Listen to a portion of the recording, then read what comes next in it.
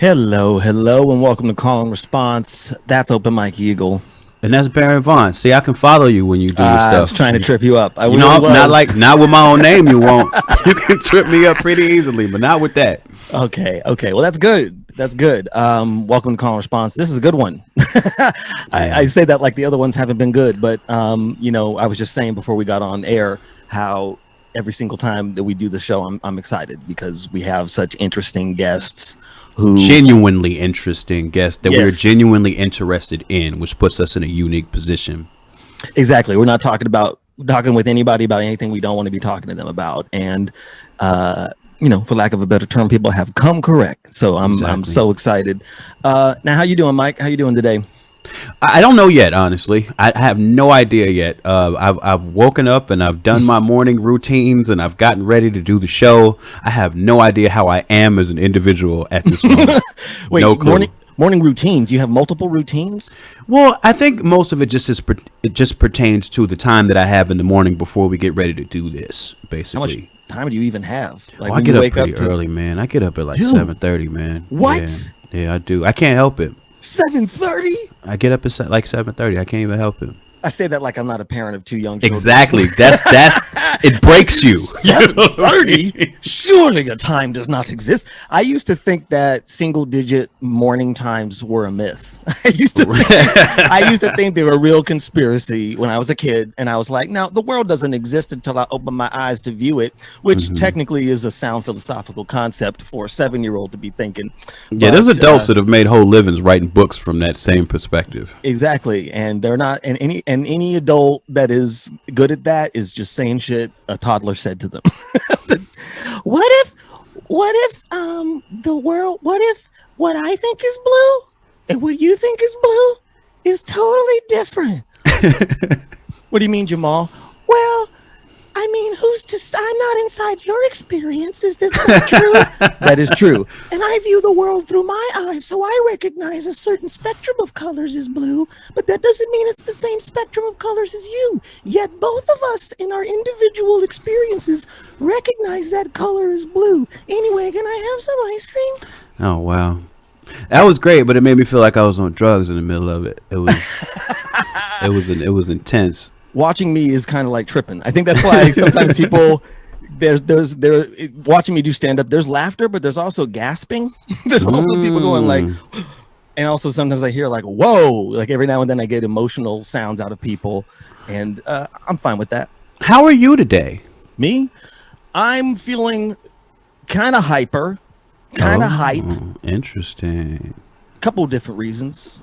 It's about the guests that we have today. Well, that's good. Yes. We have 3 fantastic guests. We have Jeremiah Ellison, who is a city council member in Minneapolis. We have Diallo Riddle, the writer and actor, producer, creator of Sherman Showcase and South Side with Bashir Salahuddin. We also have... Oh, wait, look at him. Look at him, This folks. is why I'm hype. This is why I'm hype. Yeah, man. This is a special one for you. We got the legend Robert Townsend on today. The legend. Man. You know, Mike, there's not a lot of people that I feel starstruck by. You know what I mean?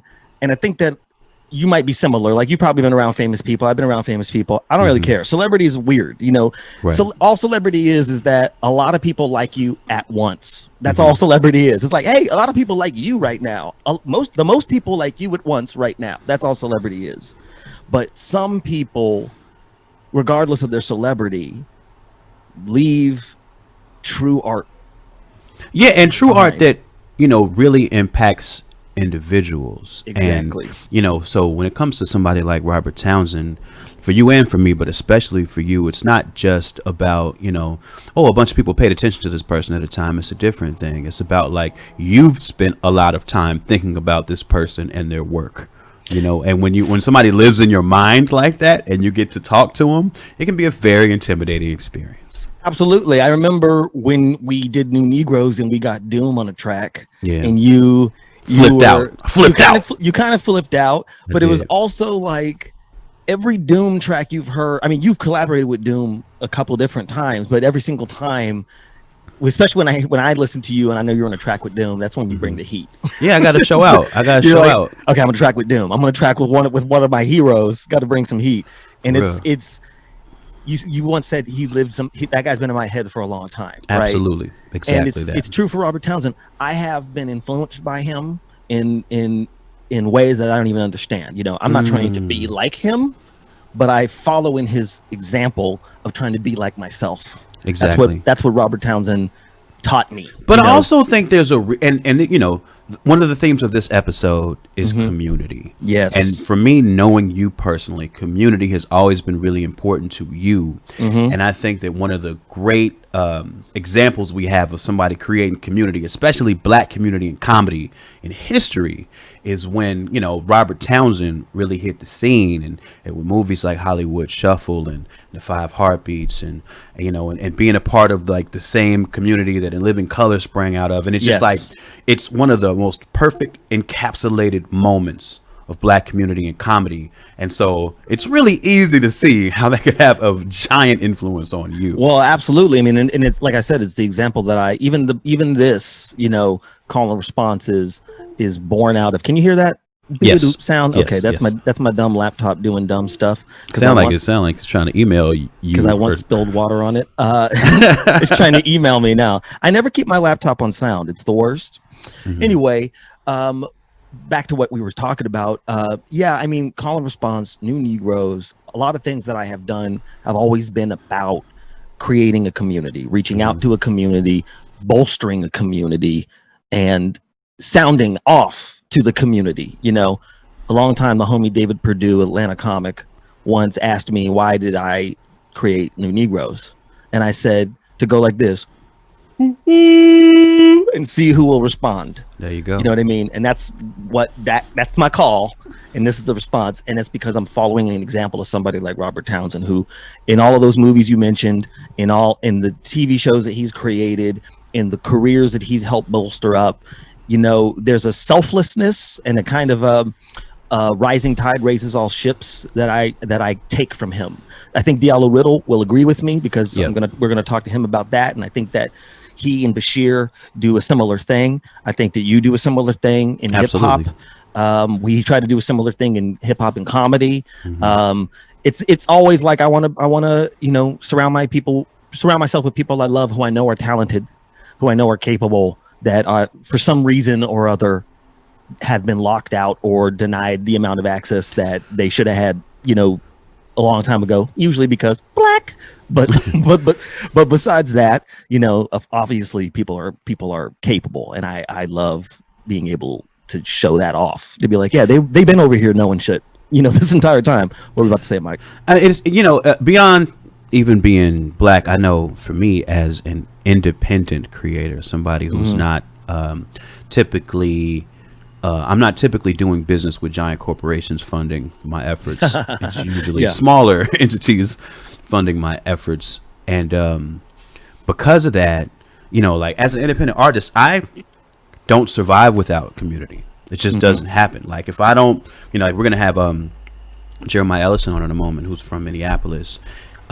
There's been very, very, very generous and popular independent rappers in Minneapolis forever who have helped people like me. You know, like you know, when a Brother Ali takes me on tour, or Atmosphere, or you know, like any of these the more visible names, especially in that area, when they reach out and they bring others along, like it is the way that, specifically in my line of work, it's the way you eat. You know what I mean? And then you can kind of pay that forward to others. But you know, it's not just a matter of wanting it around me. It's like specifically the mechanism by which I live as an independent artist. You know, you've got to have community. Well, I'm going to bring up this first guest, but I want to tell you this really quick story, Mike. I'm trying to remember where I read this. I want to say it was a book called The History of Marriage, possibly, but it was the concept of hunter-gatherer societies, right? So, you know, a lot of people go, oh, you know, they kind of split it into like kind of gender revolution stuff. Men are hunters and women are gatherers, right? There's actually no proof that that is true. Were there hunters and gatherers? Yes.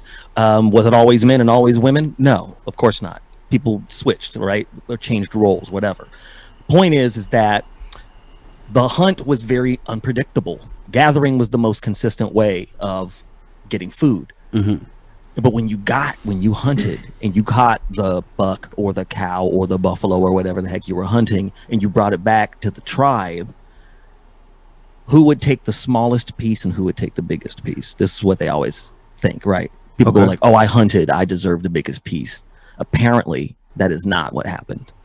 The person who caught the fowl or whatever they were hunting always took the smallest piece. Really? Yes. Do you know why? No. Because goodwill was currency then. Wow. Goodwill, doing unto others as you would have them do unto you, is how you sustain that tribal community. Wow. People would remember that not only did you risk your life, but you took the least. So when I do it, the most, I'm going to do the same. You know what I mean? I'm going to pay that forward. And that's just kind of a thing that kind of keeps community together, right? So I just kind of want to have that idea up there in the cloud of our brainstorm as we bring on this first guest. That's powerful, though. Yeah, that's what I do, Mike. Get powerful. And then I go, yeah, right afterwards to negate it. Okay. I'm ashamed to stand in my power, but this next guest is not ashamed to stand in his power. He is actually an elected official in the city of Minneapolis because he is a city councilman. Please welcome to Call and Response, Jeremiah Ellison. Jeremiah, how you doing, man? Doing all right. Exhausted, but I'm doing good. Wow. I You bet. got to be. You got to be exhausted. Repping Minneapolis, specifically the north side. And, we were chatting a little bit before we started the show, and I was telling you how much time I've spent there. And because I spent a lot of time there, I feel like I understand exactly why that ended up being the epicenter of all of the protests that have been happening. And I feel like people around the world might not understand why. And I would love to get your idea or your explanation of why you think it is that that community specifically ended up being the epicenter for all of these protests. Yeah, well, Minneapolis, we've got a lot of good things going for us, right? But we also have some of the steepest disparities of anywhere else in the country. Mm-hmm. Like, meaning that the education outcomes, the financial outcomes between Black folks and white folks is really, really stark. And they're similar for indigenous communities here, other immigrant communities here. And so I think that when you've got a place of abundance like Minneapolis, yet there's this stark disparity between who gets to benefit from that abundance. Lay on top of that, unemployment from coronavirus and, all the stuff that's going on. And then obviously ignite that with another murder from the police, from the state. I think you were bound to see that anxiety that's really always there, Mm-hmm. bubble to the surface. But I'd be interested in your take though. Well, if I can give it to you quickly, to me, I've known Minneapolis as a place of very strong community. And the way that always translated to me was that Minneapolis always supported its own hip hop artists in a way that I never saw in any other city, where you're what you would call quote unquote underground, not mainstream artists, where, in that case, a collective like Doomtree or Rhyme Sayers, they are celebrated by the citizens of Minneapolis in a way that typically cities don't necessarily pay as much attention to their homegrown artists and put them up the same way. And so starting with that baseline sense of community and then seeing the history of how that community reacts when Philando Castile is murdered or Jamar Clark is murdered, there's less of a toleration for the police to take the lives of somebody in the community there than I've seen in other places. Yeah, that feels accurate. That feels very accurate. You've been paying attention when you come here. I do. I have not been to Minneapolis as much as you, I think, Mike. But I've been there a couple different times, and I know a lot of people from Minneapolis. Apparently, I got some family in Minneapolis as well. My uncle, what's up, Tony?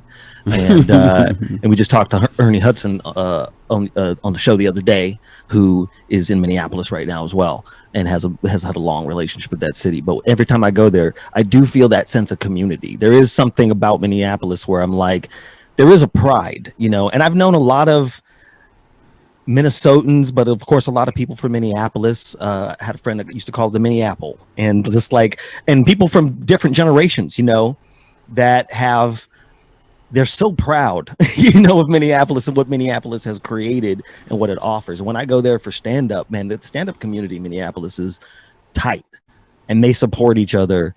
And Acme Comedy Club is one of the best comedy clubs in the country. I feel really bad that it's closed right now, but I didn't want to say that just because that's my community. Okay, everybody, calm down. So, speaking of community, kind of wanted to get into a couple of deep things. Obviously, we're familiar with the events of the horrible murder of George Floyd, and what has happened after that. So I kind of want to, I guess, get it from your perspective, you know, in a sense, like, you know, when people say like, oh, what were you doing when X, Y, and Z happened? So what was Jeremiah Ellison doing when he heard about these events? You know, I actually saw a friend post the video online, and this was the day it happened, and so I think folks were really like not sure what to make of it, because typically when you see these kinds of murders, it's by gun, right? This was 9-minute torture, slow death. I mean, it was grisly, it was awful. But I think initially, you know, things didn't spark off the day it happened because people were still kind of wrapping their minds around what occurred. I'll tell you, I saw the video, a friend posted it. I texted that friend being like, hey, you know, let me know if you have any context. And I like around like what I'm looking at here. I don't think they got back to me. And so I think I, you know, was a little bit at a loss. The next morning, I got a call. And it's funny because I was actually recounting this with the mayor. We were on the phone a couple days ago, and we both got bad intel the morning after it happened. We were both told that he wasn't dead. Whoa. What? Yes. I had seen the video. I knew, I was like, that doesn't sound right. That doesn't feel right. And obviously, it took less than an hour for that to be corrected, but that's what we were told. And I'm like, who in our department just told that lie? So so the lie originated with the police somehow. Yes, right. Of course. And I was Okay. like, this is wild. And so, I mean, and you saw that kind of thing, right? Like, it's been reported now that the initial, that coming out of our department's communications, which, you know, communications departments are inherently there to run interference. But, you know, the communications department put out, like, you know, the cause of death is faulty. They were kind of the original source of that. And so, Right. you know, so obviously, you know, I was getting this bad intel. I was like, okay, this isn't my activist instinct sort of kicked in. And I'm like, I just need to go to the site. I just need to go where it happened, because I know people are going to be there. I know people are going to, you know, I know that we've still got coronavirus happening. You know, so I think I told my staff to go out and buy, you know, like 250 masks, because I wasn't sure. And I was like, I just want to have 250 masks on deck so I can hand them out at the vigil. And and so that's kind of what my day was like, kind of the night it happened and the day after. And then obviously the night after is when things started to really bubble over. You know, you said a second ago, when you got that news and you got that disinformation, your activist instinct kind of activated, and you're in a unique position, being somebody who comes from the activist world and you know, joins, you know, electoral politics, becomes an elected official. Yeah. So what has it been like, you know, being in the epicenter of that kind of feeling, where I'm sure your activist instinct is to probably throw the first bottle, you know what I mean? When you still have a different responsibility and are looked at in a different way as an elected official, how are you able to balance it? Yeah. I mean, I think that it's a work in progress. It's a constant work in progress. You know, one of the things that I always resented about, you know, folks in office, say for a couple of people, obviously I think my dad's great, I'm biased, but say for a couple of folks, you know, I've always really resented the fact that elected officials have always seemed so fragile when they come under criticism. And so I've like made it my mission. I'm like, you know what? I don't care what the disagreement is. I don't care if somebody cusses me out. I don't care what it is. I'm going to make it impossible to burn a bridge with me. Right? I just got to take that criticism because I got to understand that on some level, it's not personal, that I hold a position of power and that people expect answers and a response. Right. And so I try to make sure that that is front and center for me as I get ready to go serve, that I'm not fragile when people come to me with their criticisms and their critiques. I think the other thing is that, you know, my first instinct now is, if I can get answers and if I can affect, you know, a different outcome, then I got to do that first. I owe it to the people I represent to do that first. But I also have to keep in mind that I'm getting elected. I'm 2 years into a system that has worked one way for 150 years, right, in Minneapolis, right? and that sometimes the system's going to rebel even against me. It's going to push back against, you know, the ways in which I'm trying to hold it accountable. And then when that happens, when I'm ostracized within the system that I'm trying to affect, then it's time to kind of go back into activist mode and not just kind of be complicit in how the system is acting. You had mentioned just briefly your father there, so I wanted to just put a pin in that because it relates to the question I'm going to ask. Your father, of course, is Keith Ellison, who's the Attorney General of Minnesota, also served as a congressman a couple of years ago. So you grew up in a house with a father who has had experience in politics. You were talking about your activist roots. When you signed on, I was actually a little surprised to see you had cut your dreads. So I was kind of like, oh, he got his dreads. You know, which to me, you know, anybody I know who's ever had dreads, especially as long as yours were, that always seems like it's a very spiritual. It's a big moment. It's a big moment. It's a different. You're becoming. It's almost like you're becoming somebody new.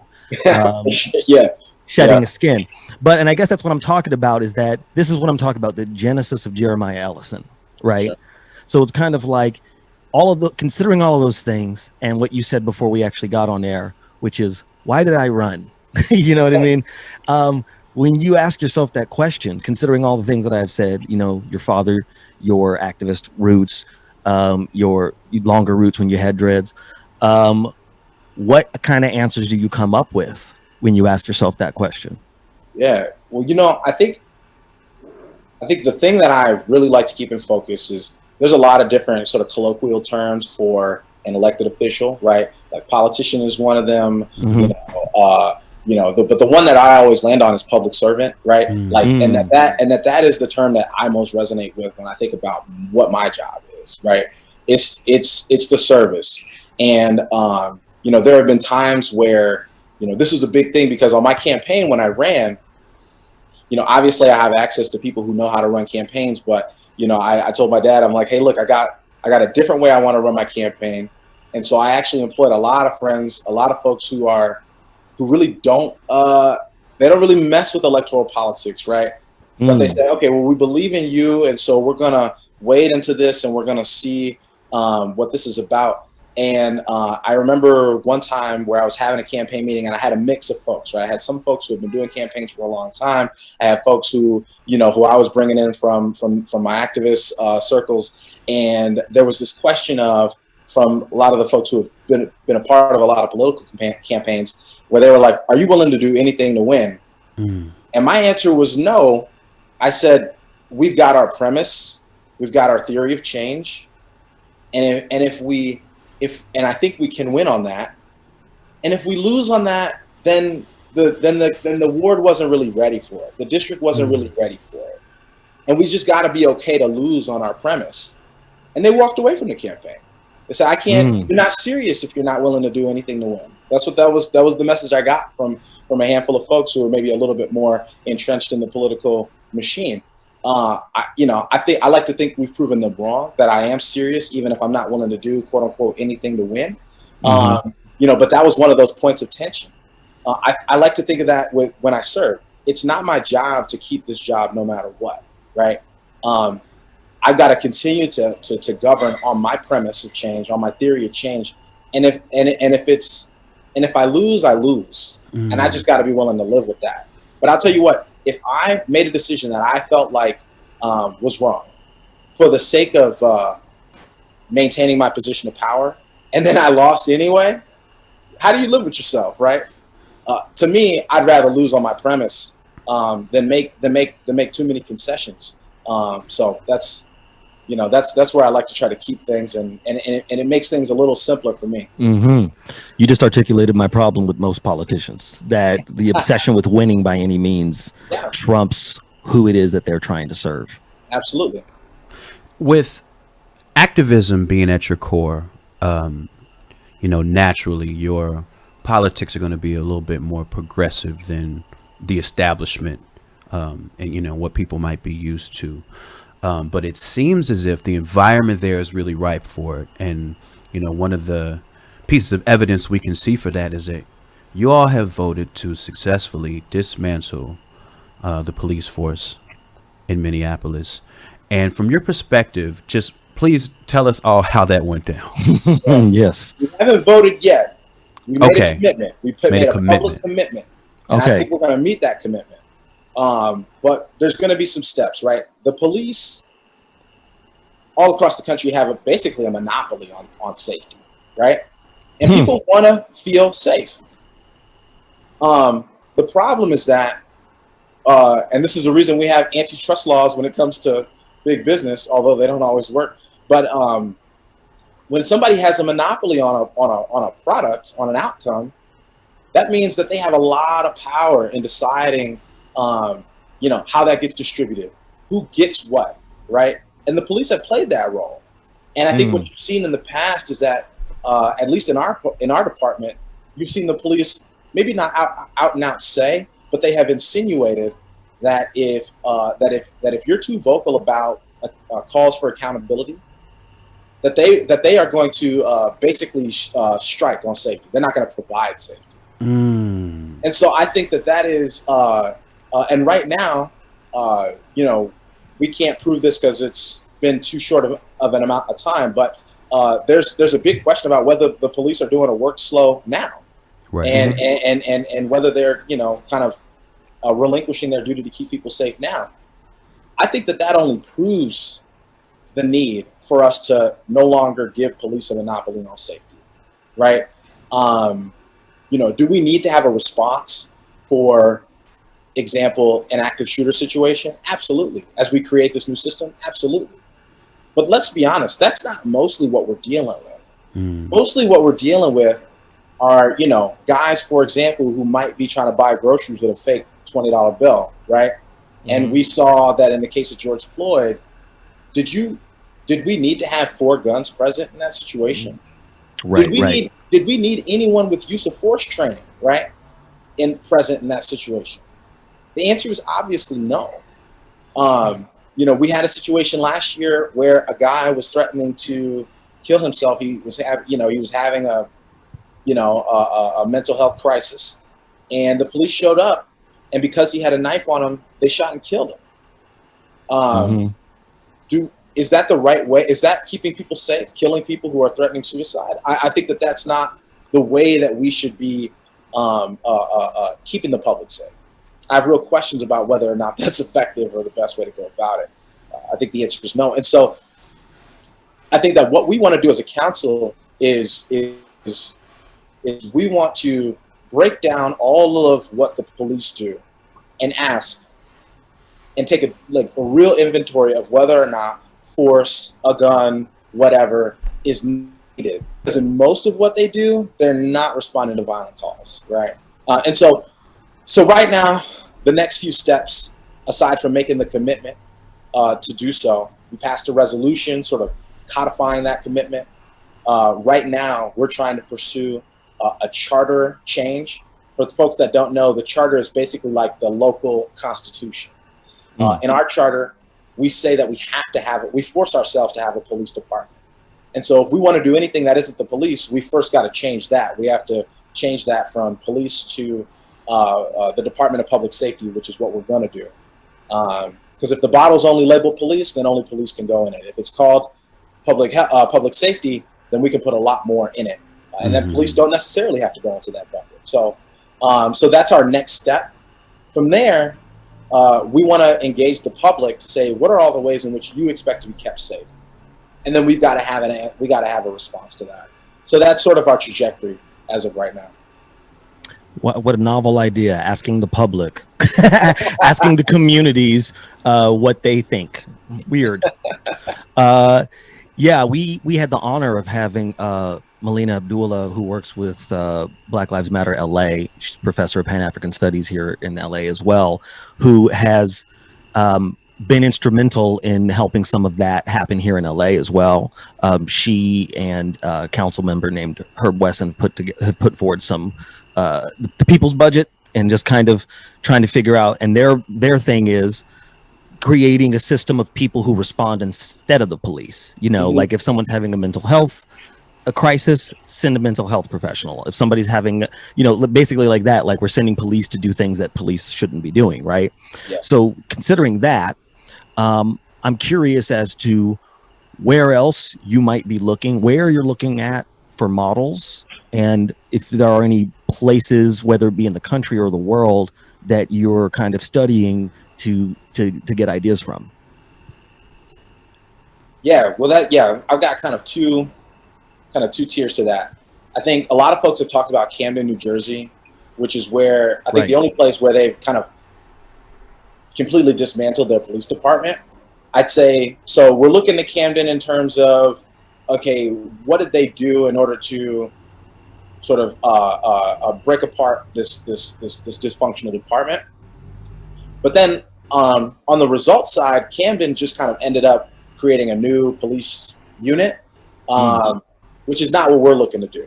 So we want to figure out how did they, dismantle their force, but we're not necessarily looking to just piece a new force back together again.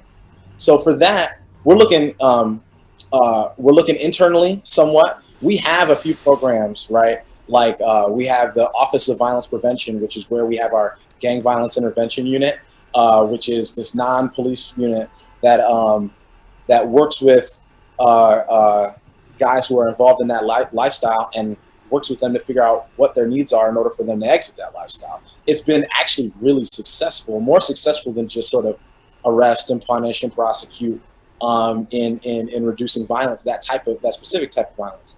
But these guys have like a shoestring budget, right? They definitely don't have $193 million, which is what our police force has. There's also another program at the county that we partner with. They're our mental health response team. So we want to be able to expand that. Again, they operate on a shoestring budget. I think they only work during office hours. So if you're having a mental health crisis after 8 p.m., good luck, right? You're getting the police. And so expanding that to make sure that it can be a 24-hour service and we can actually deploy people in a robust way, I think is really important. Otherwise, there are experts at places like John Jay College that come in and work with cities on violence prevention. And we certainly want to be in touch with all of those national experts to figure out, all right, how do we make this happen? I'm going to ask the reverse of that question. Because, I think Baron's question was to, where are you all paying attention to places to get lessons that you could bring into the fight that you're currently fighting? I'm curious as to, there's a lot of cities around the country that are, fed up with the way that they have been policed. Yep. And they might not be in environments that are as potentially politically progressive as yours is. And I'm wondering if there's any lessons that we can take from the way that you all are changing things in Minneapolis. Like, what lessons can we take out of that to the national stage to inspire communities where the path isn't so clear? Yeah, I think, the state plays a big role in whether or not you have to have police officers, right? And so, like right now, the state legislature, at the state capitol, is trying to figure out some legislation that will essentially try to block what we're doing. We can't focus on that. We can't necessarily affect that. So we're just going to keep on our mission and hope that those efforts are unsuccessful. And then we're just going to keep doing what we're doing here. But one thing that I felt like was really why we obsessed over the charter, or why we decided to start with the charter, is because we can blame the state for making us do things all day. But the charter was like, in what ways are we in our own way, right? We're mandating ourselves to have a police force. And do we, and is that what we should be doing? So those are the questions that we were trying to figure out, is in what ways are we in our own way? And I think that also the path towards, defunding your police force, reducing them, is not about what you can affirm in the negative, right? Let's just get rid of the police. If you want to get public support, I think you have to talk more about what you're going to do in the affirmative. That's what's going to win over the public. I've got a lot of constituents, working class Black folks, who sort of look at me and say, I'm sorry, Jeremiah, I'm sorry to interrupt you. Speaking of working class black folks, it seems that our team over at Funny or Die has to leave. It seems like there's a fire alarm situation, so we need to kind of we need to take a break and make sure that our people are safe. We'll be back. I don't know. We'll send out some sort of message about what's going to happen, everybody. But for now, but thank you. If we don't get a chance to get you back, I just want to say thanks to you. Yeah, absolutely. Thank you, guys. Thank you, Jeremiah. Yeah, I don't know what's going on, but stay tuned. Sorry about that. It just started going.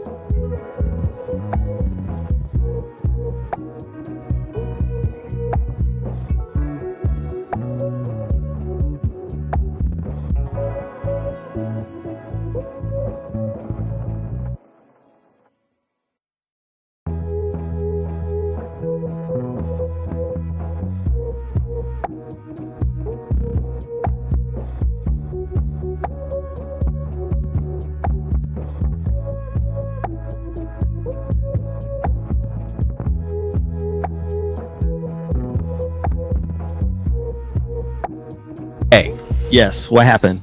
Oh, What like happened, something, Mike? something. I don't know if it really caught on fire, but the building where they running all of our technical stuff through, so we can reach y'all, even though we at different houses.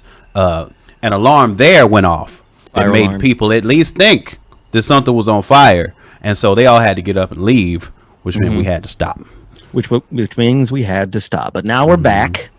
We're back, and we're blacker than ever. Yeah, I'm blacker for sure. I'm like, bigger and blacker. yeah, you know? I think I'm the same size, but I'm 2.5% blacker. 2.5% blacker. Unfortunately, we had to, leave in the middle of Jeremiah Ellison's interview. We were wrapping up, but we had a couple more questions and a little bit more time with him. But of course, he's a busy man. Yeah, absolutely. He had to go. So unceremoniously, we had to bid him Yes. adieu, but we definitely want to, say thanks again to Jeremiah Ellison. We appreciate the work that he's doing and how he took some time out of that crazy schedule to come here and chat with us for a bit. Exactly. And this next gentleman coming to the stage, quote unquote stage, also has a very busy schedule. If you don't know, you better ask somebody. He's got 2 shows on the air right now, and he just don't care. Sherman Showcase and Southside 2. Who am I talking about? Diallo. Well, I thought you were going to go Diallo. Oh, you know what? I thought Diallo coming. Yeah, From a mile away. I was like, he's not about to say Diallo. But I did. He did. But I did. And Diallo it makes it all the better. I appreciate it, man. Thank you for having me here, man. It's an honor and a privilege. Thank you. Yes, as it is for me. Obviously, I'm a big fan of yours. I'm a fan of all the different shows that you have worked on and acted in, by yourself and also with your writing partner, Bashir. Yeah. So we're talking about, the power of community right now, right? Kind of. But I kind of wanted to talk to you a little bit about what that means to you, especially in the genesis of your career. If I'm correct, I believe you and Bashir met at Harvard. Am I correct? So yeah, tight knit community. Black people at Harvard. It's Yes, like all 6 of y'all, huh? the name General Custer comes to mind. They're surrounded on all sides. It's kind of crazy how many black people I knew that went to Harvard. I actually one time I started following Alexis Wilkinson, who was the first black female editor-in-chief of Lampoon when she was at Harvard. Oh, that's dope. It's also sad that there are people who are our age who are still the first black anything at Harvard. Oh, she's way younger than us, Diallo. That's what I'm saying, man. It's like, we did a song on Sherman Showcase, Black Kids of the White School, which was obviously based in part on our experiences at a HWCU. And ain't nobody wearing that sweatshirt. One of the lyrics I like the most is "When the dude who integrated your school is still alive." It's the thing. Oh. It's the thing. Well, that's what I mean. You kind of met at Harvard. You had a tight knit community, and you and Bashir have not only known each other for a long time and worked together. Lifetime. But I feel like both of you, even individually, have done a lot of work to kind of create this community of comedians, writers, producers, and actors, a lot of which we get to see on both Southside and Sherman Showcase. Well, okay, so the really quick answer to that is that Bashir and I both come from very large families. Like, I'm one of 6, he's one of 8. Damn. I'm usually the person who has the weirdo parents who have all the kids, but somehow he had to one up me. What I would say about the way that relates to the genesis of not just Southside and Sherman Showcase, but almost everything we do, is when we get in the writer's room. We started off, he was actually an actor at Harvard, and I was a nonfiction writer, like a serious, Kennedy School politics writer when we met. But I say all that to say that our career took off as writers primarily. And to this day, our writer's room always has a lot of black people in it, a lot of men and women, but just a lot of black people. And that's really our attempt to imitate where we got our true comedic roots, which is the black dinner table. If you're at the black dinner table at a large table full of black people, everybody's trying to be funny. I'm one of 6. My parents were still married, so that means there are 8 black people at the table all trying to be the funniest. Everybody's competing, everybody's trying to get the best joke. And, at Bashir's table is 2 more than that. So, our writers' rooms are always an attempt to try to mimic that, because we feel like that's where the best material, the best dialogue, just a whole bunch of, it's not all black, we always have our minority hire, I guess it's our majority hire. I don't know. Yeah, either way, it works. By the way, that dude earned his spot. You gotta be real funny to be. I digress. What I'm saying is that that's where our best material comes from. So if I'm looking at Will Miles or Langston Kerman or some of our Sherman Showcase writers, Zuri Salahuddin, we hire a lot of family members. That's not nepotism. That's just because we come from some funny people. My nephew does animation on Sherman's, and Bashir's brother's the star of Southside. So we keep it in the family, not because we're trying to increase the pot, but because we feel like the apples don't fall that far from the tree, and we have a lot of funny people who make us laugh, and now they're making America laugh. I mean, and that's the important thing, right? This whole episode is about community, and what you just said is perfectly exemplary of community, bringing in the people around you to work on what you're making. And like you said, you're used to a lot of activity, from big dinner tables to 2 writers' rooms full of people competing with each other to be entertaining. So one thing we like to ask all our homies that come through and chat with us is, if you're used to all of that activity, what has it been like for the past few months where you've had to sit still for a while? What's it been like? What's crazy is, because of Zoom, I feel like I'm just as busy. In some ways I'm busier because there's no line in the sand between when I'm at work and when I'm a dad of three kids. So there's in some ways it's its own unique stress. I am happy that I'm not just an actor, but also a member of the Writers Guild, because I don't know what actors are doing right now. That's got to be hella scary. In terms of when do we get back? And I know they're going to start shooting reality first. I think I've always said that everybody should be a writer. If you're an actor, you really should be a writer, because you can write the parts that Hollywood's not writing for you. And Absolutely. you get them shot on your own. That's where Issa started. That's where we started. We all started at YouTube, at the gates of YouTube. And even if not that many people are watching, it's like your own film school. You'll learn how, you know what, I'm funnier when I'm doing this, and camera's better when it's here. And it's like a little miniature film school. So you can't ever do enough just stuff on your own. I feel like people are going to emerge from this time better, stronger, faster, just for having done it. Hell, all of us now have done lighting and grip work, Seriously. Not well, but we understand what those other guys are doing, and if anything, we probably appreciate them more. That's what I've been saying that so much. It's now everybody knows what a grip is and a gap is, why sound is important. It's all these people matter. I need a makeup kit. Yeah, I'm looking at my background art direction needs some help. Can we clean up those exposed exactly. This is messy. Can I say one thing about Community, though, especially as it relates to Southside? That's a show that we did. We not only went to Chicago and did most of the casting out of Chicago, but we did most of the casting out of the South Side of Chicago. It meant something to us if the actor had some South Side roots. And in a few cases, there would be people who, and I don't want to encourage this, but there were a couple of people who would literally just come up to us, talk to us while we were on set, and we were like, you know what? Let's make that dude the bus driver, because he made us. You know what I'm saying? This could be a very bad precedent to even let people know it exists. Yeah, but good thing you did. Because people are gonna come up hey brother, I need to be in this scene. You know what, the scene is missing? Me. I could be encouraging that. But I think about that bus driver. He was the actual bus driver for a scene when we were on a bus, and he was making us laugh, and so we had him on camera for a few seconds. You know what I'm saying? We really wanted that show to reflect the community. We didn't want it to be staffed and stocked with everybody. No diss to anybody working in Hollywood, but we just didn't want you to see all the familiar faces. So if you're Lil Rel, come on in, because you're from he's from the West Side, but that's the homie.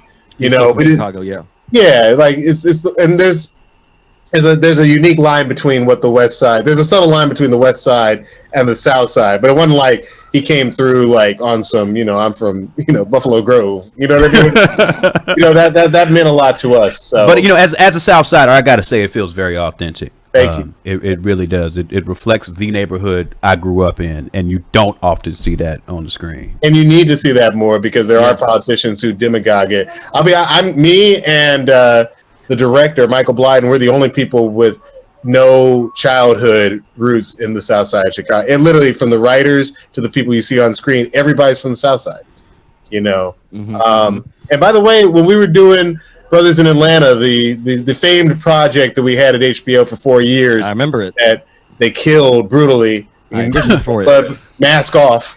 They looked us in the eye and said no.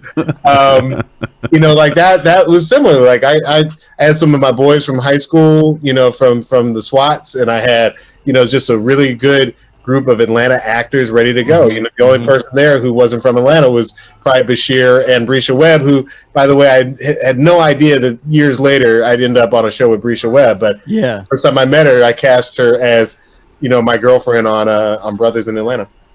Yeah, Brescia's the homie. She's fantastic. Great. She's been working a lot out there. So please, if you are unfamiliar with Brescia, check her out. Nobody's unfamiliar with Brescia. I know. Everybody. Even if you don't know her name, you've seen her. You've seen her. She works, and she's very good. And she's very nice. I mean, like I've had the pleasure of working with just some nice people. And Bashir and I, we've worked on those shows and on those sets where somebody is really not cool, or you get that diva action happening, or you know, maybe we've worked places that weren't cool. And so we always said, every place that we run, we're going to make sure that shit is really, really cool. Like, yeah, that's fantastic. I mean, that's the same philosophy that Mike and I have. And, you know, I have one last question to ask you. Do you have another question for him, Mike? Nah, go for it, dude. I have one last question to ask you. It pertains to Sherman Showcase. Yes. And our next guest. Oh, yeah. So when Mike and I did the New Negroes, which, you know, we love and we are happy and we're proud of. Yeah. You know, we pitched it around, obviously, and a show that I came back to a lot, that I had mentioned a lot. And you started, when Sherman Showcase came out, there was a couple interviews with you, and both of us have a very strong affinity for Robert Townsend, Partners in Crime. Yep. Now, I read what you had to say about it in Vulture, and I literally was throwing my arms up going like, I literally say this to everyone I meet in a room by myself. And I was, just by myself. And it's like, that's right, fan. You know it, coat. You know, whatever was around me. That's my improv. That's my yes-anding training. So I wanted to hear from you, because the spirit of Partners in Crime, which was very much community centric, very much about showing multiple generations of comedians in one place, which was always my mission about New Negroes. And I guess I kind of wanted to hear about that show's influence on you and how it influenced you to create Sherman Showcase in the way that you guys have done it. Well, I want to talk about that. I also know that this is a live stream, so we can't get deep into detail. But look, we were both at Comedy Central at the same time. At some point, I want to talk to you brothers about that. We gotta talk way offline. Comedy Central. Oh, my goodness! Gonna make me and I don't want anybody to get in trouble. So let's just sidebar when this gets over, because you know, like I hear things, because we're still a Comedy Central show, and I hear things. I hear things about the future direction of Comedy Central. Yes, well, I want to talk to somebody about it. I know this is almost like a tease to the people who are watching this, but like that's the conversation that we really want to have on camera, but we know we can't have on camera. So let's talk about that sometime. Yeah, me and you, Diallo. Mike can be there too. Okay. We'll talk. No, I need. Yeah, I got things to say. Yeah, brother, I got things I want to say. Yes. And we still got business, so I let's just talk about Sherman Showcase. Such a tease about Sherman Showcase. Look, man, we loved. Bashir and I always wanted to do a sketch comedy thing. That's how we ended up at Jimmy Fallon. Whose plane is that? It's the Ghetto Bird. Oh, okay. Sorry about that. No problem. I'm in Sherman Oaks. They everywhere now. Damn, everything Sherman. The Suburb Bird. Suburb Bird. We always wanted to do a sketch comedy show. And at this point, I feel like, there's so many good ones with that DNA, from the New Negroes to Astronomy Club to Black Lady Sketch Show and Sherman Showcase. And you will learn that it's not always the material. a lot of times it's who you sell the project to. And that's the real talk. Like, I always hear people like, man, you know, I want to get the show on the air. And I'm like, be careful who you get the show on the air with. Yes. Bashir and I have benefited from that in the last 2 years, but we definitely were hurt by it for 4 years continuous at HBO under a different administration at HBO. Like, you can try your damn hardest. You can end up at a network and end up with the wrong time slot, and it sucks. What I would say is that when I watched Robert Townsend's Partners in Crime back in the old days of cable, what I saw was like the jokes that black people make when we're free to make them. You know what I mean? I did not see the unseen hand of some, you know, non-black creative executive guiding Robert Townsend and his friends. No, I saw Robert and Keenan and all these people who went, and David Allen Greer, and all these people who went on to have great careers, having fun with each other, making the jokes you could tell made them laugh. Yeah. And we always said that's what we wanted with Sherman Showcase, was to be a show that, you know, you could enjoy it, but you could also just let the creators create. And I'm very grateful to AMC and IFC for giving us that platform, because we could have taken it. There were other places we wanted to take it, to be honest. Yeah. And I look and see what they've done with some of the other black creator friends of mine, and I'm like, thank God we didn't end up over there, because at the time that looked like a good look, and I'm really glad that we didn't end up there. So some of it is just knowing that you kind of have to keep your eyes open and sort of be like, I like, you know, Partners in Crime, or, you know, I like Documentary Now. You know, like, you just pay attention to the people who are taking risks and doing the kind of material that you want to do, and then that's the place where you got to take your material, because again, you could have a great idea, great writing, great cast, and they put no promotion behind it. Or, you know, or they like, put the wrong promotion behind it. Or the wrong promotion behind it. And your own family's like, hey, can I check out your show on Netflix? And you're like, it's not on Netflix. You know, like that kind of stuff happens all the time. So you really got to get in bed with the right partners. Partners in Crime had a huge effect on me, because, again, it made me laugh in a way that really only those Eddie Murphy sketches on SNL made our family laugh like that. Those were the only other sketches where me, my mom, my dad, we all be crying, you know, like thinking it was so funny. The bold, the black, the beautiful. Like, it had a huge effect on us as kids. And I think that, you know, one day there might be somebody talking about Sherman Showcase in the same way. I could only be so lucky. I owe Robert Townsend so much. Right. Well, Diallo, I think that will definitely happen. I think Sherman Showcase is a triumph, as is Southside. I think that you and Bashir have done so much interesting stuff, and you've definitely made an impact, because that's kind of how I look at it. Like, even New Negroes, you know, other stuff that I've done in the past, Awkward Comedy Show, you know, with other friends and stuff like that. You never know who's going to be touched by the work that you create. All you can take account in is creating work that you like, and that feels like it's you know, and feels like you're being yourself. And so, also feels like it's bigger than you, you know, and I think that's a good thing that we've attempted to do with New Negroes, and is very apparent with Sherman Showcase and Southside, is that it's not just about Diallo and Bashir. It's about these worlds that they belong in, that they're putting on screen. Yes, and I think that that's in the tradition of Mr. Robert Townsend. I think that we're in that tradition. Any last thing you want to say, Diallo? You want to shout anybody out? Anybody that you like, that you're interested in, that you're watching, that you just want to, you know, it could be music, it could be movies, TV, books, comic books. We got a lot. Skateboard brand. It could be bow tie designers. Bow tie. I do like my Ferrucci bow tie.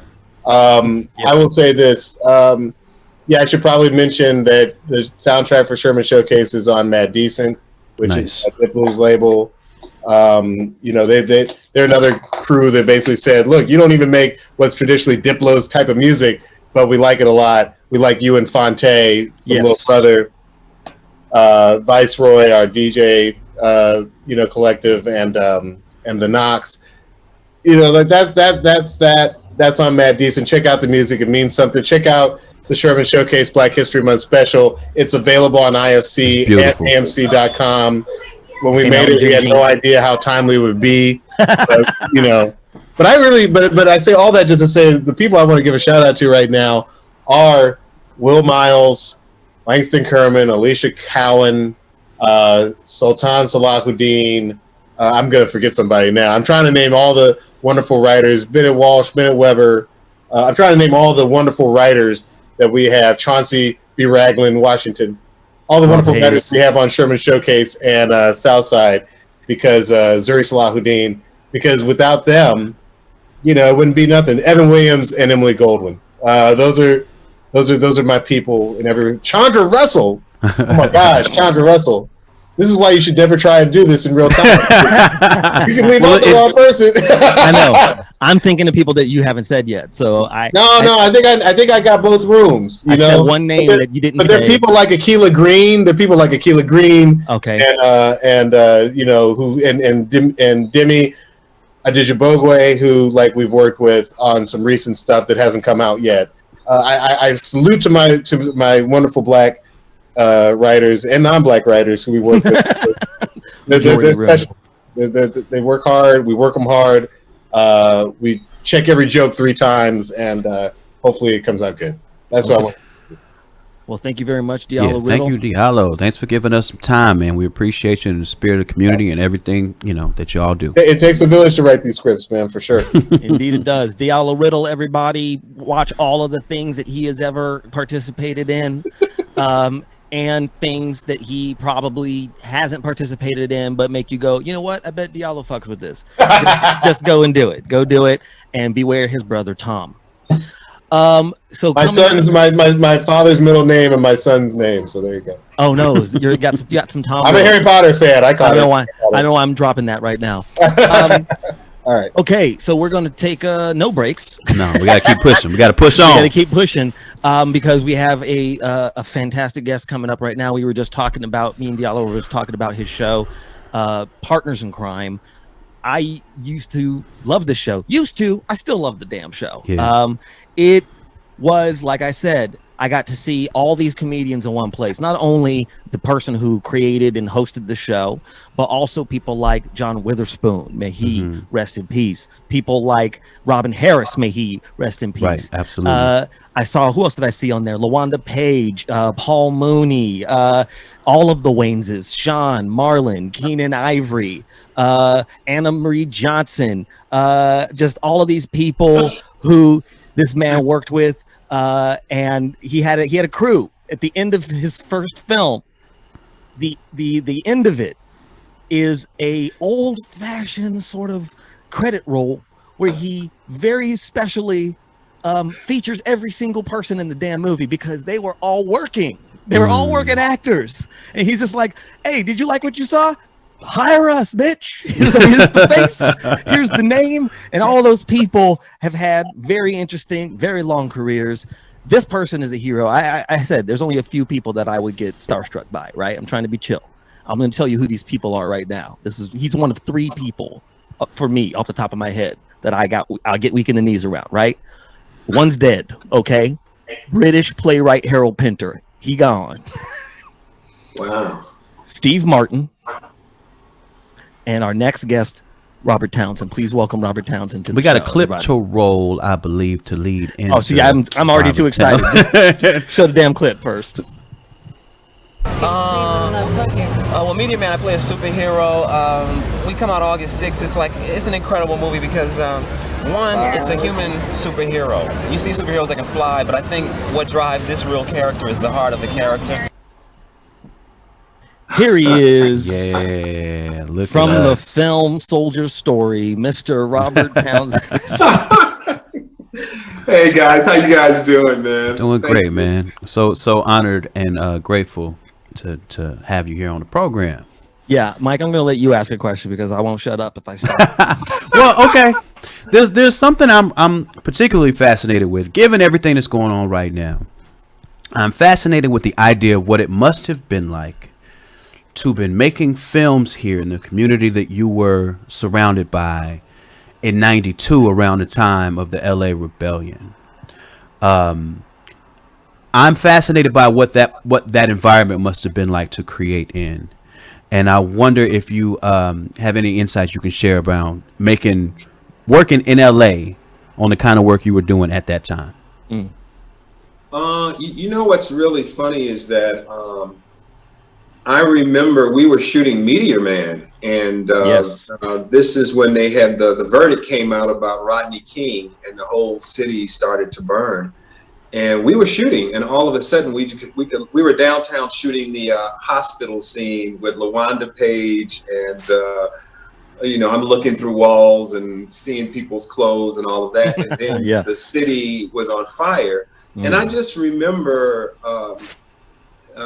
we were in the middle of our day, and then I was like, we got to wrap. And the crew, one half of the crew is black, the other half is white.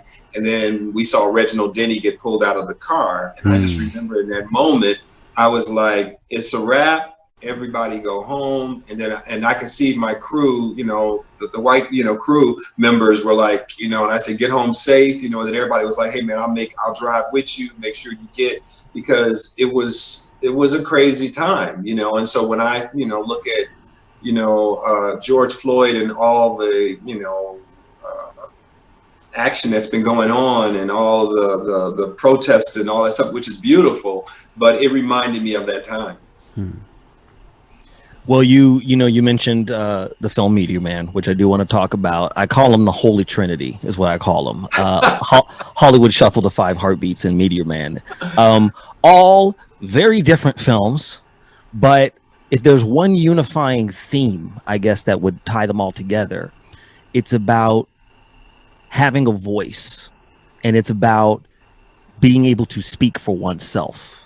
I think that's and being able to defend oneself, stand up for what you believe in. I guess that would be the one thing that combines all of those things, and Hollywood Shuffle would be as articulate as like it'd be as clear as like there's always a job at the post office, like you can be okay and not have to do all this. And then Five Heartbeats, I would say, it's about Duck being very I'm talking about these things because they're so fresh in my mind. I'm so sorry. Duck is very, he's defensive of his music, and also there's a family thing there with his brother, right? And then Meteor Man is sort of about community policing. That's kind of what Meteor Man is about, and it's about having the strength and authority to defend one's neighborhood and no longer giving in to fear, I guess is what I'm saying. So I guess I'm curious as to, because I think that you were ahead of your time with a lot of these films.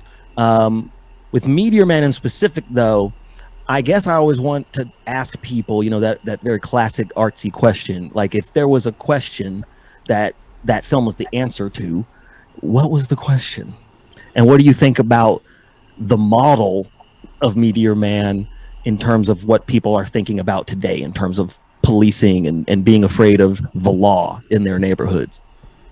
Well, with all my movies, I plant seeds. It's a Trojan horse. There's other things going on. Like the Five Heartbeats was really, I wanted to create images of black men that we had never seen before. And I used the backdrop of music, five guys, but five different personalities, so that you can say, oh, I identify with Duck. I identify with JT. Oh, I'm Eddie Kane. Oh, I'm Choir Boy. That, when we think about men of color, we always had the stereotypes of being the hood or the, and I wanted to share something like that. With Meteor Man, when I think about what's going on now with the protests and all these new leaders that are emerging, the theme of Meteor Man was really, we have the power. Like once I lost my superpowers and I was just a mere mortal, that's when I became a real hero, because I said, I'll go down there and fight them with no power. You're going to go down there? Yeah, because it's about the community. And then part of the thing with the community was, we could band together and make a difference, but everybody is in their houses afraid, and no one wants to speak up about what's going on in the community. So when I see the protests going on around the world globally, yeah, we did that. We came together, all of us, to say, let's make a difference. This violence, get your foot off my neck. So when I hit Meteor Man, the community really saves the day. It's not about the police. It's not about, the community says, you know what, we got to stand up because this brother is speaking his real truth. And so when you plant seeds like that, maybe there are people in neighborhoods that go, you know what, it's not anti-police, but how can we do better ourselves first? And I think that's the good thing that has come out of all this protest, is all these new leaders, new voices that are really speaking up that were probably afraid to speak up. I think it's so awesome what you just said about the 5 Heartbeats being like a secret vehicle to introduce new images of ways black males can be, because you're working to counteract stereotypes. A lot of Hollywood shuffles the same way, working to counteract stereotypes. I wanted to ask you, what effect do you think dismantling stereotypes in Hollywood movies, what effect do you think it has on the world at large? Well, I mean, here's the thing. When you get on an elevator and a white woman may clutch her purse or look at you crazy in Walmart or wherever you are, part of that is based on the images that they've seen of black men. So if they see the black man that is like, give me your purse, and you see that again on every cop show, every TV show, they go in their head, black, danger, and then now we got masks on too. I know, right? It's kind of like, you can't see a person smile, so it's like, good morning, like, take my wallet, So I think it is years of, it goes back to Birth of a Nation. They planted seeds back then that the black men are going to rape white women and do harm to the world, and so. Hollywood does play a role in all of the stuff that we're going through, because if you see, scary looking black men on the screen all the time, and you see somebody, it doesn't care if they have a nice, here's the thing in Atlanta that pissed me off the most was that Rashard was just a lovable drunk. He was like a Richard Pryor sketch drunk. He was like, officer, I live down there, and if you just let me, and he was a lovable that was a Richard Pryor sketch that went wrong. And then all of a sudden he's running, his car is right there. What you could go, let the guy run, please. Run plate 90132, and he's right there. To shoot that guy, I'm like going, he wasn't even harmless. The thing that I would say is that you talk about what my son calls in sports muscle memory. Mm-hmm. When I watched that video, where it took the turn was they said, let's put the handcuffs on. And then that's when he went to George Floyd, like, oh my God, I might die right now. And he woke up out of sleepiness, out of drunk to that. But he, so that's why I'm saying stereotypes. The guy is a lovable drunk. He was just a guy who had too much to drink, and he was, and it's like comedy. He was so nice. Officer, excuse me, sir. I think very much. I live over there, and he was just being the nicest. And then they shot him. So I think the stereotypes play into all of that. Yes, indeed. And I kind of wanted to jump off of that to, I guess, there's this comeuppance in a kind of a way. Like, a lot of people are, obviously there's an eye on representation and diversity in entertainment in the last couple of years, and it's taken on many different forms. There's been a lot of lip service to it, and some people are putting their money where their mouth is, and it's happening at this particular pace. We had Ernie Hudson on the show a couple days ago, and he's had a very long established career and has had to kind of jump around to what was available, and now there's this comeuppance, not only about being able to call people out, I guess, in some sense of how things went, but also that there are more and more black voices that are out there making all kinds of stuff. And I guess I was curious about what your feelings about that are, based on what you've seen and how it's changed. And then also I wanted to ask you a little bit about some of these films that are kind of being rethought, like Gone with the Wind. There are images that are being, recalled, like Aunt Jemima and stuff like that. Do you think that is going to actually cause any kind of difference, or do you think it's kind of a stunt or a combination of both? I think it's a beautiful time for awareness. I think I applaud everybody that now is having some kind of sensitivity to these images. I was thinking about today, like Aunt Jemima, and that's like, when they did the photo shoot, did they have a stylist for her?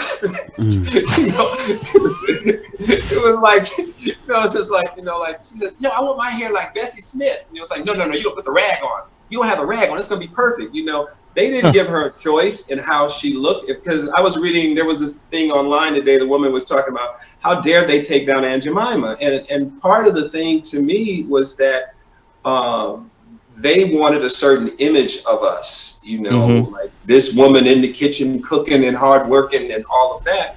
And they said she was a, very rich woman for her recipe and all of that. But I think this is a good time in history, because what are we teaching our kids, and what do the images represent? Because there's a certain time where we go like, well, that's okay, that statue. That's okay, Aunt Jemima.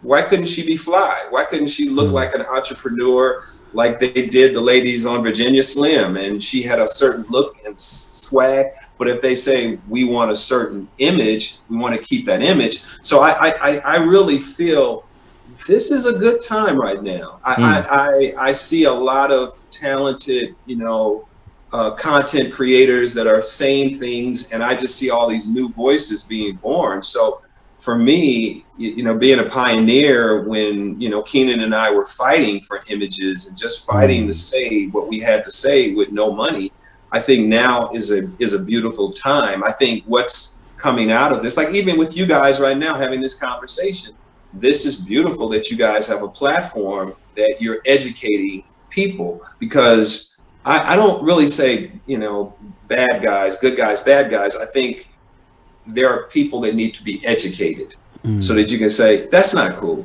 Like if the Washington Redskins is offensive to Native American people, change it. Don't go like, it's not offensive. It's like, no, if they're feeling sensitive, certain kind of way, take it down. When I hear the stuff about the Kung flu to all Asian friends of mine, it is very offensive. Don't say it. You're going to start a fight and the wrong, so I just think that there is sensitivity training that needs to happen. And I think it comes out of action. And there's a lot of action going on right now because of all these protests, so I think this is a lot of good is going to come out of this. You're, primarily known as a filmmaker from the comedy world. So, if you look at Hollywood Shuffle, you look at Meteor Man, these are known as comedies. These are great comedies. Meteor Man was, I think, the biggest budget for a black film, I think, at the time. And these are really, really funny movies. But in comedy, like, you're doing things that are funny but also have deep messages. But you have to compete in the comedy world next to the Gremlins and the, Christmas Vacation or whatever, like films that don't have to have that kind of messaging. Did you ever find it difficult to balance being purely funny and having those deep and heavy messages that you're communicating so clearly in the work? Well, when you really look at my body of work, I've always wanted to be a chameleon, as a director. Like if you see Baps and you go, Baps is funny and it's a comedy, or Jackie's Back is a certain kind of comedy. But then there's Holiday Heart that is strictly drama with a taste of comedy. And then there's 10,000 Black Men Named George. So for me, I've always been able to show my range as an artist, so that, when you watch my work, it's like right now there's a documentary that I did on the 5 Heartbeats, making the 5 Heartbeats. And you get a master class with Robert Townsend. You get to see like, oh, this is how this cat really creates. I think for me, anytime I direct, it's always about getting the tone right. Like you have what we call a tone meeting. Like, is the comedy going to be like Hollywood Shuffle is more slapstick comedy when we get into the sketches. The comedy in the 5 Heartbeats is more heartfelt comedy where it's real and you can laugh. Meteor Man is, superhero where it's unbelievable, the things, and he can talk to animals and he can fly, but there's a twist to it. So I think, for me as an artist, it's always looking at getting the tone, whatever that tone is, to whatever the story or TV show is, getting it right. Right. Fantastic. I have 2 more questions for you. One question is 4 different questions. Wow, that's a lot in one.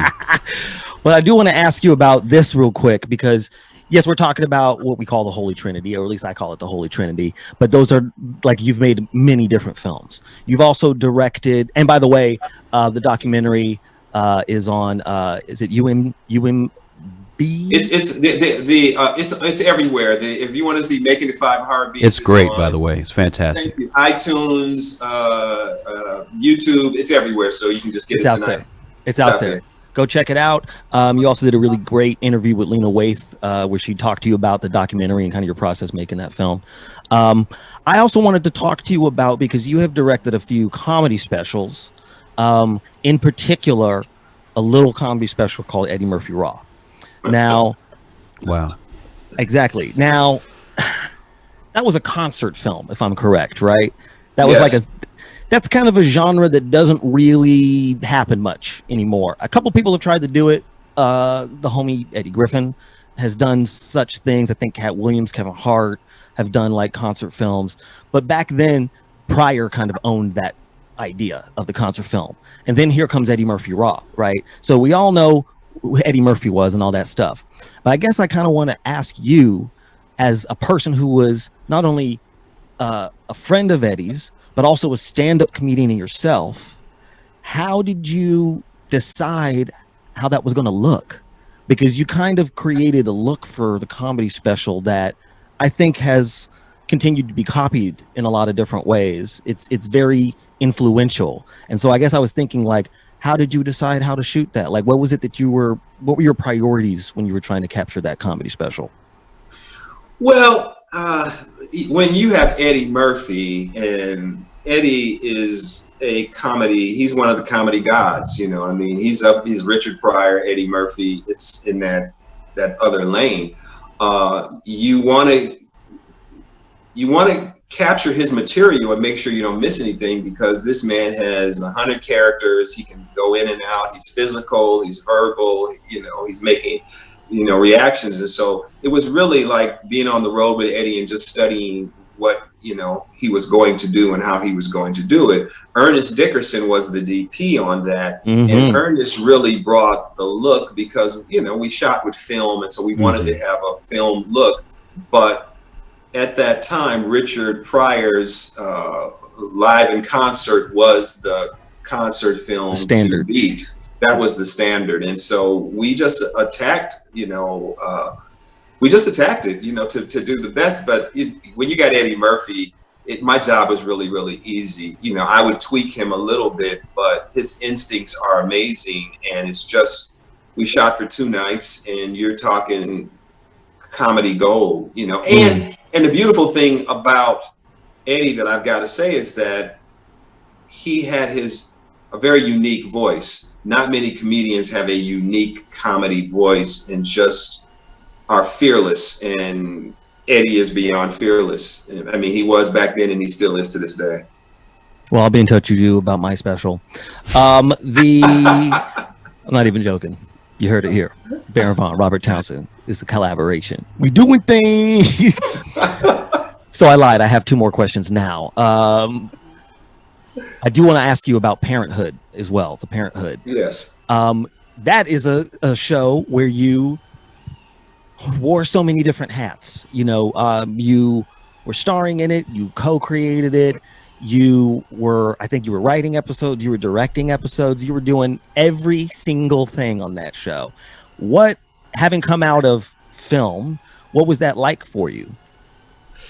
Well, again, that was a Trojan horse for Robert Townsend, because the reason I created the Parenthood was that kids, when I think about kids of color, there was a time television was the babysitter, and you wanted to sit a kid in front of a TV and they would get these life lessons. And then television turned upside down, and there was all this negative, crazy stuff. So when I created the Parenthood, it was to give simple lessons to kids that look like me, so that they, if they didn't have a parent in the house, they could turn on the Parenthood, and they could get life lessons through Cece or Zaria or Nicholas. And in my mind, I was going to raise a whole generation of kids. And then people would say, Robert Townsend, you know, Peterson, Mr. Peterson is my dad. And I'm learning different life skills and life lessons through this show. So that was the whole reason why I did the Parenthood. And now when kids come up to me that are young adults now and go, you know, you was my daddy. You know, when I watched that show, you was my daddy. I learned so much about life and that was why I had to be in the writer's room. That's why every script, every line, the kids, I didn't want them to be disrespectful, but I wanted to let them know this is how life should or could be. I was reading this interview with you, and you have this quote that says, I'm this kid from the hood who didn't go to film school, who never directed anything until he directed his first movie. How did he do it? And that's my question to you. How did you do that? You know, let me say, you know, it's one part being fearless. Like for this generation now, let me say this, because people say, you know, Rob, if you could switch places and you were a filmmaker now, what would you do? You know, what would stop you? And the only thing that's going to stop this generation is fear. You know, and the reason I say that is because you can make a movie with an iPhone. You can edit on your computer. When Keenan and I were doing Hollywood Shuffle, we had to shoot with leftover film for 35mm cameras. We had to rent the camera. We had to rent the editing room and all of that. And now the only thing that will stop, you know, this generation is going to be fear. So when I said to Keenan, I had a really bad audition, and it was some real stereotypical stuff, kind of like in Hollywood Shuffle. The guy was like, stick your butt out. You know, he was telling me all this stuff, and you're a bad mofo. And he was showing me how to be black. Yeah. And I was so mad that day. I said, Keenan, we got to make our own movies. We got to make our own movies. And Keenan was like, Rob, you didn't go to film school. You never. And I said, we're going to die doing this crap.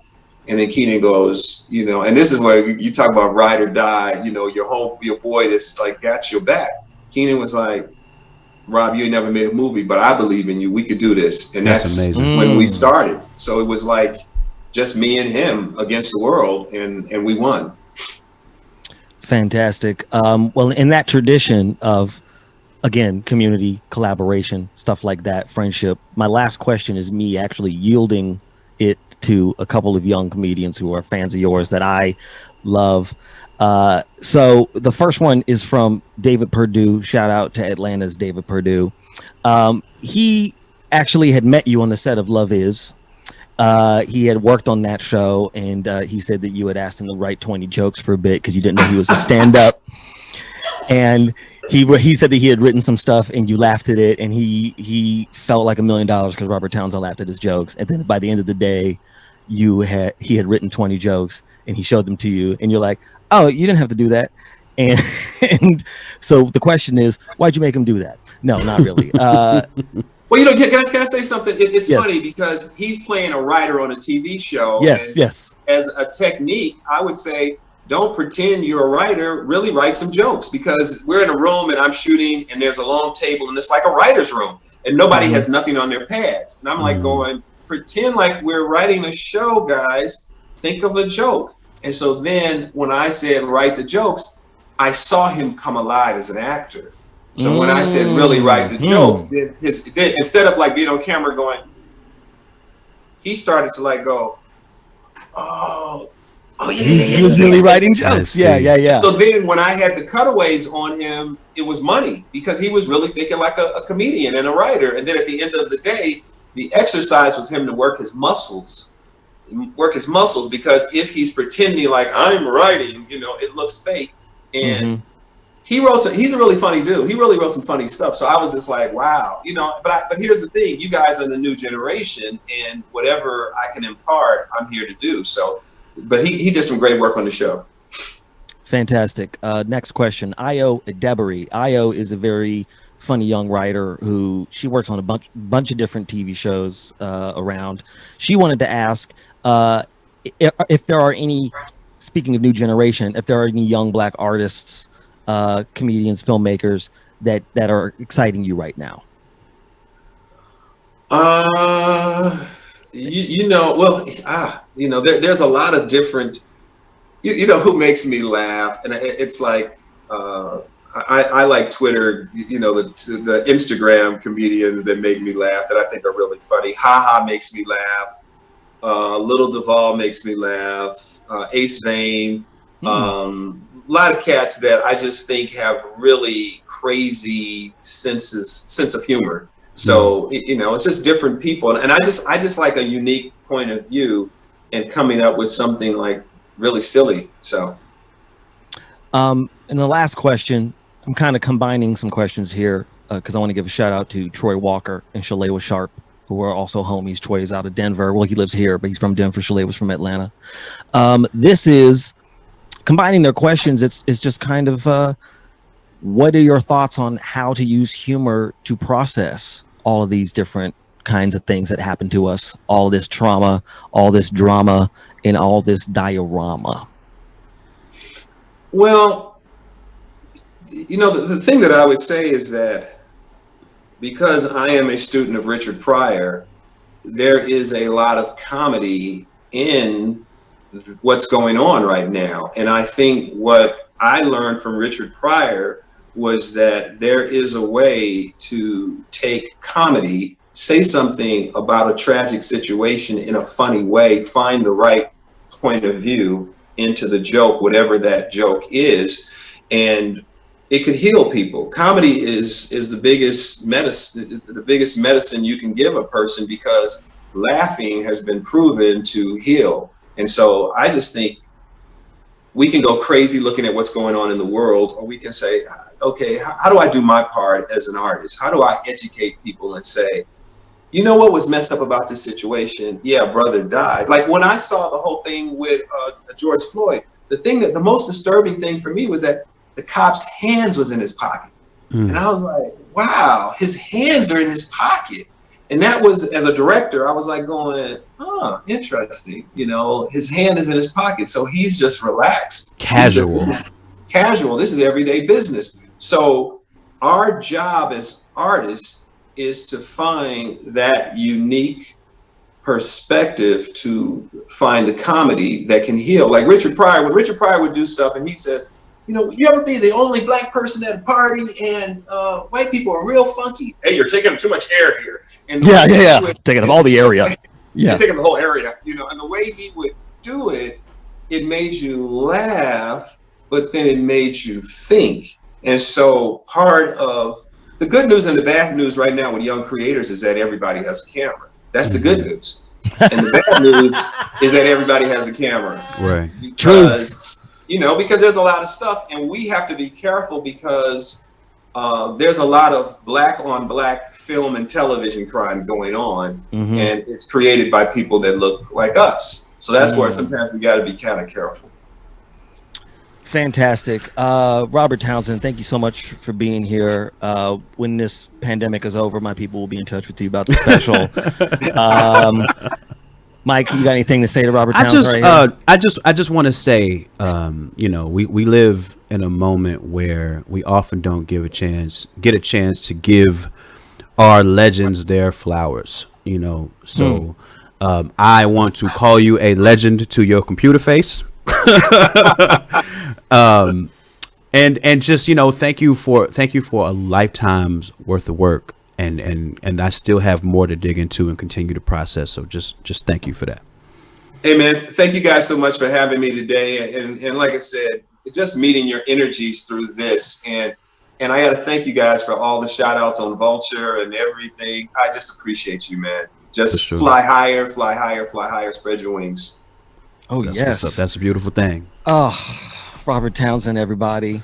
What a show. What a show. It's incredible. You can follow Robert Townsend on Twitter at Robert_Townsend. I mean, come on, Mike. That was amazing. Townsend, man. Absolutely amazing, man. Oh, man. But it's a testament. Townsend. I gotta shout out the people who helped us put this show together from Blavity and Funny or Die, because this show was just an idea that we kicked around 2.5 weeks ago. And then to get to this point, we're able to have somebody like that on this show with a conversation that not only we get to participate in, but we get to share with the world too. It's amazing that this has been able to come together like this. I can't agree with you more, and that's going to be the thoughts that we go out on today. Tomorrow we have a really fantastic show. Give it up one more time for I say that expecting to hear applause from nowhere. Give it up one more time for Robert Townsend, Diallo, Riddle, and Jeremiah Ellison. Everybody, they sing so beautifully. Don't you agree? Tomorrow we are actually going to have a little discussion about tech and innovation from the Black point of view. Black people who have been a part of tech, media, innovation for a bit. They have such amazing things to say, and our guests include Van Lathan and Morgan DeBon of Blavity and the homie Baratunde Thurston. So we're going to talk that stuff tomorrow, and for now, this is it. Peace, y'all. For now, this is it. Oh.